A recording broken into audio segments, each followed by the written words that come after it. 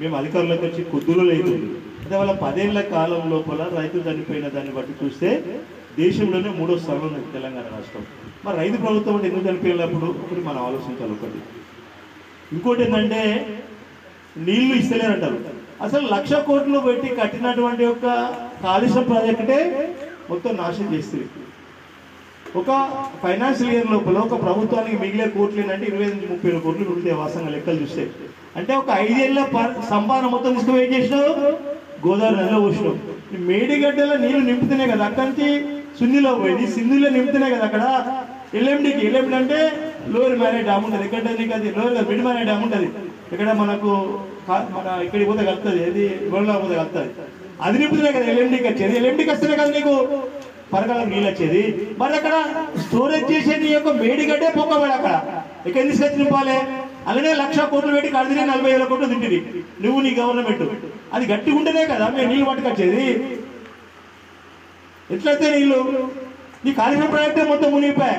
ఆడకట్టలో వాడు 1 TMC ఆపితే కట్ట ఉడకపోతా ఉంటారు. నీకు నువ్వు ఏం చేయాలి? అది మాట్లాడలేదు దాని గురించి.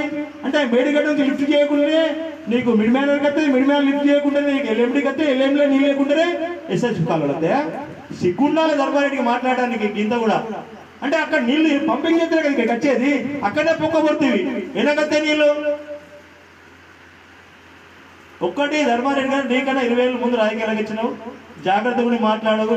మా ప్రకాష్ రెడ్డి గారు కొంచెం నెమ్మదస్తుడు ఏం మాట్లాడాలి అనుకో. మేము చాలా మంది ఉన్నాం మాట్లాడడానికి. ఇంకా మామూలుగా కోపంలో మైకితే ఇంకా మా జాగ్రత్త బాధ తింటుంది.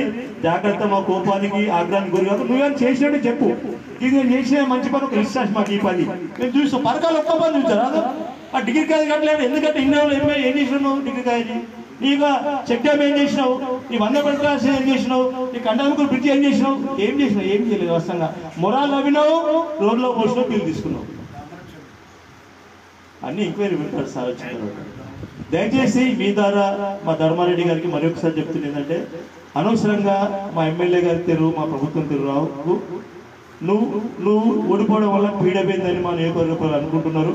మా తెరు వస్తే వెనుక ఒక సామెత ఉన్నది, ఈడితే మారితో పత్తడితే జవాబుదారీగా ఉంటుంది మా కాంగ్రెస్ వాళ్ళ దగ్గర. అవసరంగా జాగ్రత్తగా మాతో పెట్టుకోకు.